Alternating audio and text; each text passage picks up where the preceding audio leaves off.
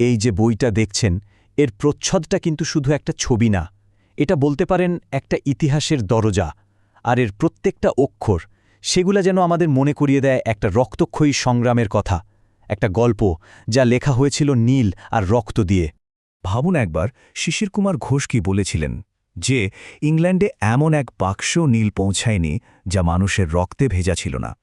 Just এই একটা বাক্যই কিন্তু নীল বাণিজ্যের পেছনের যে কি ভয়ঙ্কর সত্যিটা লুকিয়েছিল তা স্পষ্ট করে দেয়। আর এটাই আমাদের আজকের আলোচনার সুরটা ঠিক করে দিচ্ছে। কিন্তু আসল প্রশ্নটা হলো কিভাবে এত সুন্দর একটা রঙের জন্য বিখ্যাত একটা জিনিস একটা ভয়ঙ্কর বিশাল বিদ্রোহের কারণ হয়ে দাঁড়ালো। চলুন আজ এই রহস্যটাই ভেদ করা যাক।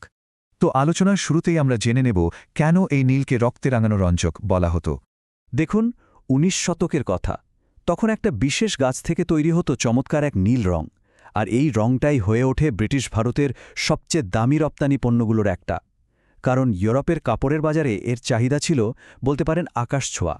কিন্তু এই যে বিপুল চাহিদা, এর পেছনেই লুকিয়েছিল একটা ভয়ঙ্কর শোষণের ব্যবস্থা, একটা ফাঁদ যা পরিচিতি পেয়েছিল নীলের ফাঁদ নামে। এই শোষণের মূল হাতিয়ারটা কি ছিল জানেন? ওটাই হলো দাদন প্রথা। মানে এটা ছিল একরকম জোর করে অ্যাডভান্স বা অগ্রিম টাকা ধরিয়ে দেওয়ার সিস্টেম। ইউরোপীয় নীলকর সাহেবরা বাংলার কৃষকদের এই অগ্রিম টাকা নিতে বাধ্য করত। আর এর ফল কি হতো? কৃষকদের নিজেদের লাভজনক ফসল বাদ দিয়ে নীল চাষ করতে হতো। আর এই দাদন প্রথাটা ছিল একটা চক্রের মতো, একটা ঋণের চক্র, যা থেকে বের হওয়া প্রায় অসম্ভব।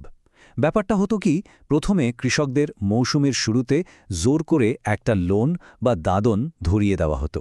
এরপর তাদের বাধ্য করা হতো নিজেদের সবচেয়ে ভালো, সবচেয়ে উর্বর জমিতে নীল চাষ করতে।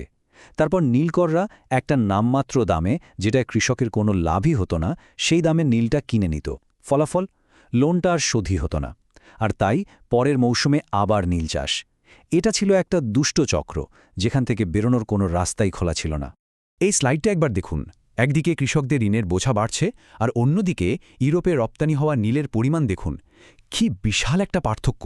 ক্যালকাটা রিভিউয়ের তথ্য বলছে, মাত্র কয়েক বছরের মধ্যে ব্রিটেনের নীল রপ্তানি ৫১ লক্ষ পাউন্ড থেকে বেড়ে প্রায় ৭৬ লক্ষ পাউন্ডে দাঁড়িয়েছিল। মানে বুঝতেই পারছেন এই ভয়ঙ্কর শোষণের পেছনে কত বড় একটা অর্থনৈতিক লাভ লুকিয়েছিল। এখন এই যে অর্থনৈতিক শোষণ, এটাকে টিকিয়ে রাখার জন্য নীলকররা কি ব্যবহার করত?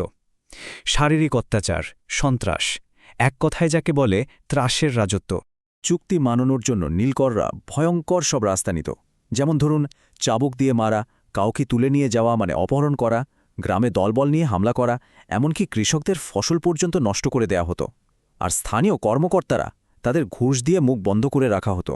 নীল কমিশনের সামনে দেওয়া একটা সাক্ষ্য থেকে পুরো পরিস্থিতিটা আরও পরিষ্কার হয়ে যায়। বলা হয়েছিল, রায়ত ছিল নীলকরের হাতের কৃতদাস। তার জীবন, সম্পত্তি এবং সম্মান কিছুই নিরাপদ ছিল না। ভাবা যায়, এই কথাগুলোই বুঝিয়ে দেয় কৃষকরা কতটা অসহায় ছিল। কিন্তু এত অত্যাচারের পর একসময় তো দেয়ালে পিঠ ঠেকে যায়, তাই না? ঠিক তাই হলো। কৃষকরা সংগঠিত হতে শুরু করল, আর জন্ম নিল এক ঐতিহাসিক প্রতিরোধ। হ্যাঁ, আমরা যেটাকে আজ নীল বিদ্রোহ নামে জানি। ঘটনার শুরুটা হয়েছিল ১৮৫৯ সালের বসন্তে। নদিয়া জেলার কৃষকরা সবাই মিলে ঠিক করল তারা আর নীল চাষ করবে না। ব্যাস, এই খবরটা দাবানলের মতো পুরো বাংলায় ছড়িয়ে পড়ল। ১৮৬০ সালের মার্চের মধ্যে হাজার হাজার কৃষক কলকাতায় মিছিল করল, আর এপ্রিলে তো তারা নীলকরদের কুঠি আক্রমণ করে খাজনা দেওয়াও বন্ধ করে দিল। এটা ছিল একটা অসম লড়াই।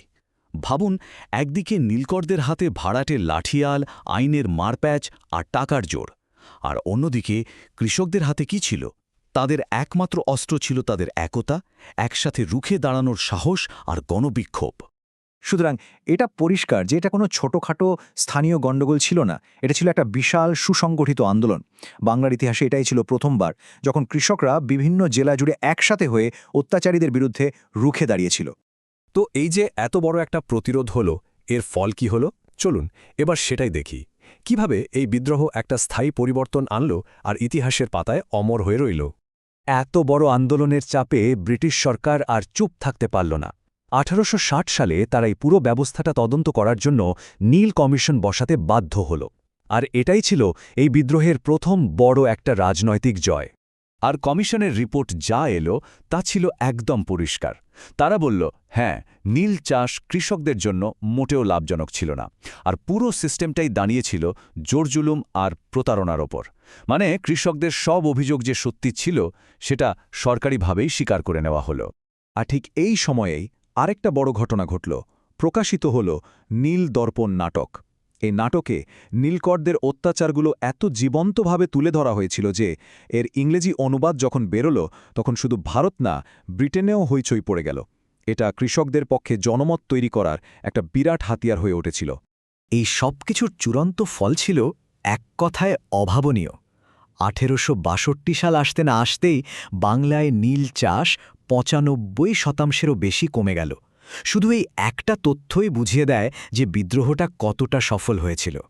আর আমরা যে বইটা নিয়ে আজ আলোচনা করছি, নীল বিদ্রোহ ও বাঙালি সমাজ, এটা কিন্তু বিদ্রোহের ১০০ বছর পূর্তিতে প্রকাশ করা হয়েছিল। উদ্দেশ্য একটাই ছিল, যেন কৃষকদের এই অবিশ্বাস্য সংগ্রামের গল্পটা সময়ের সাথে হারিয়ে না যায়। সবশেষে একটা প্রশ্ন কিন্তু থেকেই যায়, আমরা যে প্রতিদিন কত জিনিস ব্যবহার করি তার পেছনেও কি এমন কোনো লুকানো ইতিহাস আছে? এই নীল বিদ্রোহ আমাদের এটাই ভাবতে শেখায় যে প্রত্যেকটা পণ্যের পেছনেই একটা গল্প থাকে, আর সেই গল্পটা হয়তো সবসময় সুন্দর হয় না।